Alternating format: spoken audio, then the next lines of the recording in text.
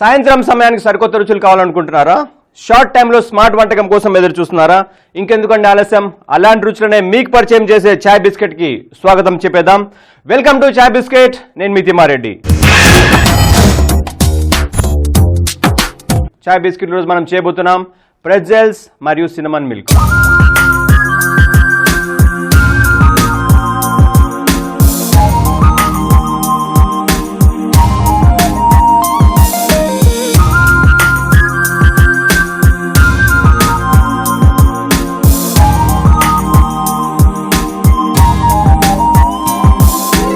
మనం ఈరోజు చేయబోయే ఈ ప్రెట్జెల్స్ జర్మనీ దేశంలో చాలా పాపులరు. మనం టీ కాఫీ ఎలా తాగుతామో జర్మనీలో వాళ్ళు బియర్ ఎలా తాగుతారు. వాళ్ళు ఆ బియర్ తాగేటప్పుడు ఈ ప్రెట్జెల్స్ దాంతోపాటు స్నాక్ లాగా సర్వ్ చేస్తారు దీన్ని. అలాంటి ప్రెట్జెల్ ఈరోజు మనం తయారు చేయబోతున్నాం. ఇక్కడ ఫస్ట్ ముందుగా ఈ మిల్క్ వేసేసుకుందాం. ఆ మిల్క్లో కొద్దిగా చక్కెర, దాని తర్వాత మన దగ్గర ఉన్న ఈస్ట్, కొద్దిగా ఉప్పు, ఆ తర్వాత సాఫ్ట్ బటర్,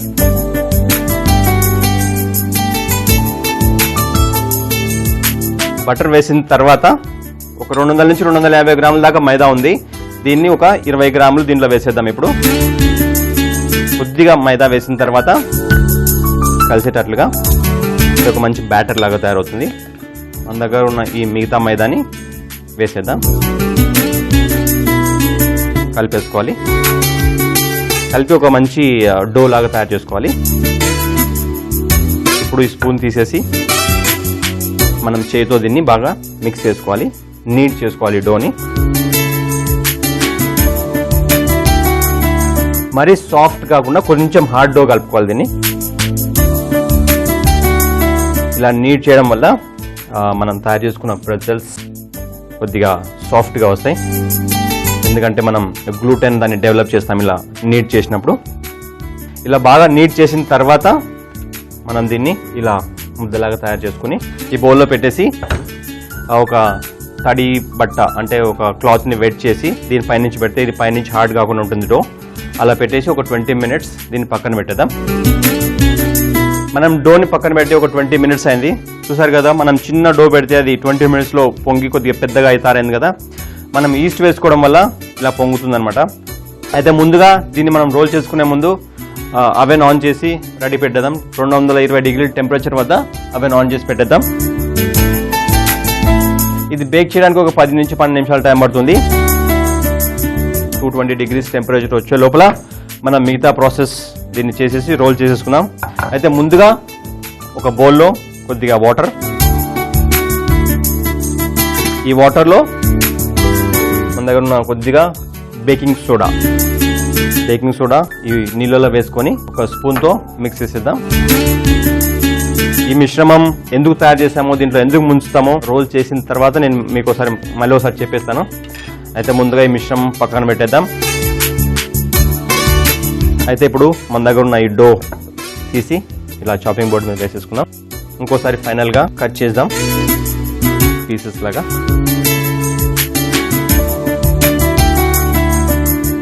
సో ఈక్వల్గా నేను ఒక అన్ని పీసెస్ లాగా కట్ చేస్తున్నాను. ఇలా కట్ చేసిన తర్వాత ఈ పీసెస్ అన్ని ఇలా పక్కన పెట్టేసుకొని ముందుగా ఇలా ఒక్కొక్క పీస్ తీసుకొని దీన్ని మనం ఇలా రోల్ చేయాలి. ఇప్పుడు రోల్ చేసేటప్పుడు ఏంటంటే ఒక దగ్గర సన్నగా ఒక దగ్గర లావుగా లేకుండా ఈక్వల్గా రోల్ చేసుకోవాలి దీన్ని. మీరు ఒకసారి చూస్తే ఈజీగా నేర్చేసుకోవచ్చు ఎలా ఫోల్డింగ్ అనేది. ఫస్ట్ ఇలా మనం రిబ్బన్స్ చిన్నప్పుడు ఆడుకునే ఉంటాం కదా, సేమ్ అదే విధంగా.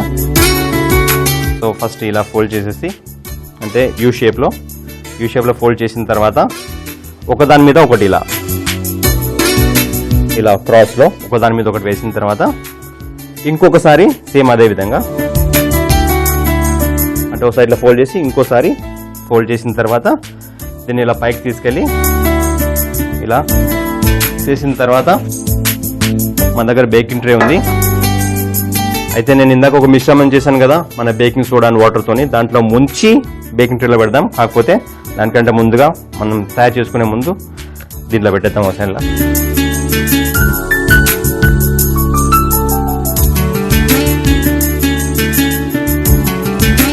జారా అంటాం మనం. దీన్ని కొద్దిగా అలా తడి చేసేసి దీంట్లో పెట్టి ఈ నీళ్ళల్లో ముంచేసాలన్నమాట. ఇందాక చెప్పాను కదా మీకు ఎక్స్ప్లెయిన్ చేస్తానని నీళ్ళలో ముంచడానికి కారణం ఏందని. మనం తయారు చేసుకున్న బ్రెడ్లో షుగర్ ఉంటుంది కదా, ఆ మైదా పిండిలో కూడా కొద్దిగా షుగర్ ఉంటుంది.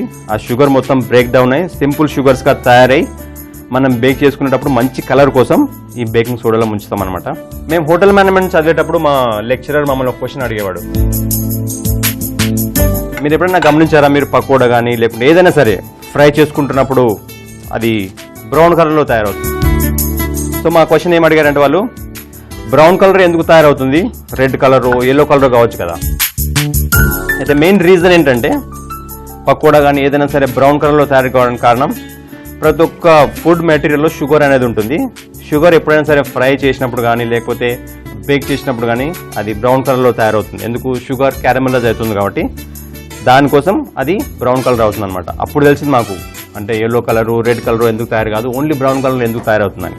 సేమ్ అదే రీజన్ ఇక్కడ కూడా మంచి బ్రౌన్ కలర్ తయారు కావడానికి మనం ఈ బేకింగ్ సోడా మిశ్రమంలో మనం దీన్ని ముంచుతున్నాం. ఈరోజు బేకింగ్ ట్రేలో పెట్టిన తర్వాత ఒక చిన్న బ్రష్ లేకపోతే ఏదైనా చిన్న క్లాత్తో ఇంకొకసారి ఇలా పైనుంచి ఇలా బ్రష్ చేయాలి. దీని మీద ఇలా బ్రష్ చేసిన తర్వాత పైనుంచి కొద్దిగా ఉప్పు, అంటే పౌడర్ ఉప్పు కాకుండా గల్ల ఉప్పు అంటారు కదా, కొద్దిగా క్రిస్టలైజ్ సాల్ట్, దీన్ని పైనుంచి కొద్దిగా, మరి ఎక్కువగా కాకుండా. ఎందుకంటే తినేటప్పుడు ఫస్ట్ ఉప్పు తగులుతుంది, దాని తర్వాత ఈ ప్రెట్జెల్ బ్రెడ్ తగులుతుంది నోట్లో, అందుకని కొద్దిగా మాత్రమే వేసుకోవాలి. వాళ్ళు జర్మనీలో చెప్పాను కదా, జర్మనీలో చాలా చాలా పాపులర్ స్నాక్ అని. వాళ్ళు తయారు చేసేటప్పుడు కూడా ఇలా వాళ్ళ దగ్గర ప్రెట్జెల్ సాల్ట్ అని స్పెషల్ సాల్ట్ దొరుకుతుంది, అంటే ప్రెట్జెల్ ఉప్పు. మన దగ్గర ఈరోజు ఈ గల్ల ఉప్పు వాడుతున్నాం. అయితే ఇలా పైనుంచి ఇలా వేసిన తర్వాత ఇందాకనే మనం అవెన్ ఆన్ చేసుకున్నాం కదా, 220 అంటే 220 డిగ్రీల వద్ద అవెన్ టెంపరేచర్ సెట్ చేసుకున్నాం దాన్ని. ఆ టెంపరేచర్లో ఇప్పుడు మనం ఒక 12 నిమిషాల పాటు దీన్ని బేక్ చేయాలి.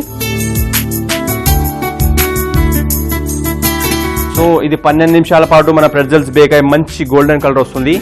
ఈలోగా మనం దీంతో కాంబినేషన్లో అనుకున్న సినమన్ మిల్క్ తయారు చేసేద్దాం. సినమన్ మిల్క్ అంటే దాల్చిన చెక్క ప్లస్ దాల్చిన చెక్క పొడి రెండు వాడి ఈరోజు మనం ఫ్లేవర్డ్ మిల్క్ తయారు చేసేద్దాం. స్టవ్ ఆన్ చేసేసి మన దగ్గర ఉన్న ఈ మిల్క్ మొత్తం ఈ ప్యాన్లో పోసేద్దాం. ప్యాన్లో మిల్క్ పోసిన తర్వాత మన దగ్గర ఉన్న ఈ చక్కెర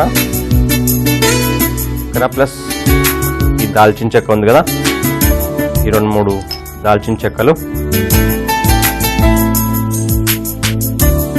కొద్దిగా తుంచేసి ఈ పాలలో వేసేద్దాం. ఆ తర్వాత దాల్చిన చెక్క పొడి కూడా.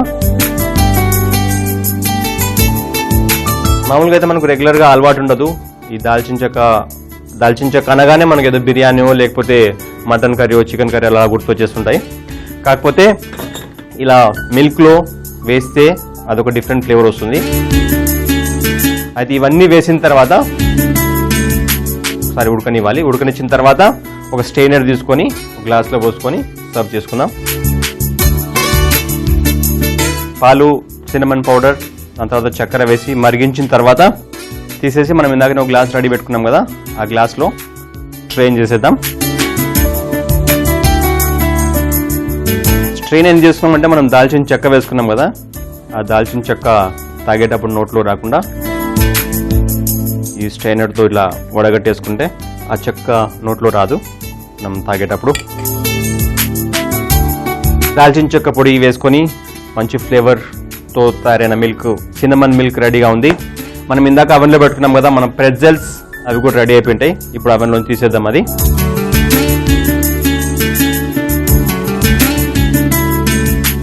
చెప్పాను కదా ఇందాక మంచి గోల్డెన్ కలర్లో బేక్ అయిపోతాయని. చూసారుగా మంచి మన ఆ బంగారం కలర్లో మంచిగా బేక్ అయిపోయేవి. ఇప్పుడు దీన్ని తీసి మనం ఒక బాస్కెట్లో పెట్టి ప్రజెంట్ చేసేసుకుందాం. మన దగ్గర ఒక చిన్న బాస్కెట్ ఉంది. బాస్కెట్లో డిజైన్గా కట్ చేసుకున్న ఒక బటర్ పేపర్, ఎందుకంటే మనం ప్రజెంట్ చేసేటప్పుడు చూడడానికి చాలా అందంగా చాలా బాగా కనిపించాలి కదా, అందుకని ఇలా డిఫరెంట్గా కట్ చేసిన పేపర్ అది. తర్వాత వీటన్నిటిని ఇలా తీసి మనం ఈ బుట్టలో ఇలా అరేంజ్ చేసేసుకున్నాం. అదే జర్మనీలో అయితే వాళ్ళు ఈ ప్రెట్జెల్స్ చెప్పాను కదా బియర్తో సర్వ్ చేస్తారని. బియర్ తాగేటప్పుడు మనమైతే మన సంస్కృతి ప్రకారం మనం అలా బియర్తో చేస్తే బాగుండదు కదా, అందుకని దీంతో పాటు మనం సినమన్ ఫ్లేవర్ వేసి తయారు చేసుకున్న మిల్క్ రెడీగా ఉంది. ఆలస్యం చేయకుండా వెంటనే మనం టేస్ట్ చేసేద్దాం. ప్రెట్జెల్స్ మరియు ఈ సినమన్ పాలు రెండు కాంబినేషన్లో ఎలా ఉంటాయో నేను మీకు టేస్ట్ చేసి చెప్పేస్తాను.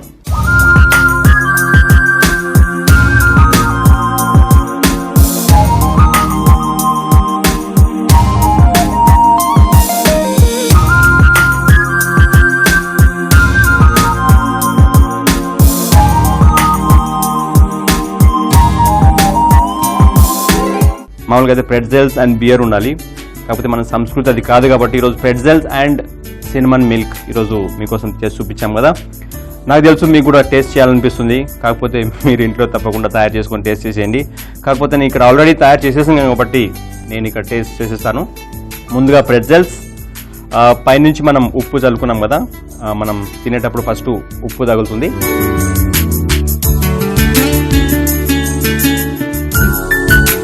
మనం ఆ కాస్టిక్ సోడాలో ముంచేసాం కదా, అందుకని పైనుంచి ఆ క్రస్ట్ కొద్దిగా హార్డ్గా ఉంటుంది, కాకపోతే లోపల సాఫ్ట్గా ఉంటుంది అనమాట. ఈ ప్రెట్జెల్ టెక్స్చరే అలాంటిది, పైన హార్డ్ లోపల సాఫ్ట్. తినే కొద్దిగా లోపల మధ్య మధ్యలో ఉప్పు తగులుతూ ప్లస్ ఈ సాఫ్ట్ ప్రెట్జెల్ చాలా బాగుంది. దీంతో పాటు మిల్క్ బదులు వేరే ఉంటే బాగుండేది, కాకపోతే ఈరోజు మనం మిల్క్తో పాటే సర్వ్ చేసుకుందాం. Cinnamon milk.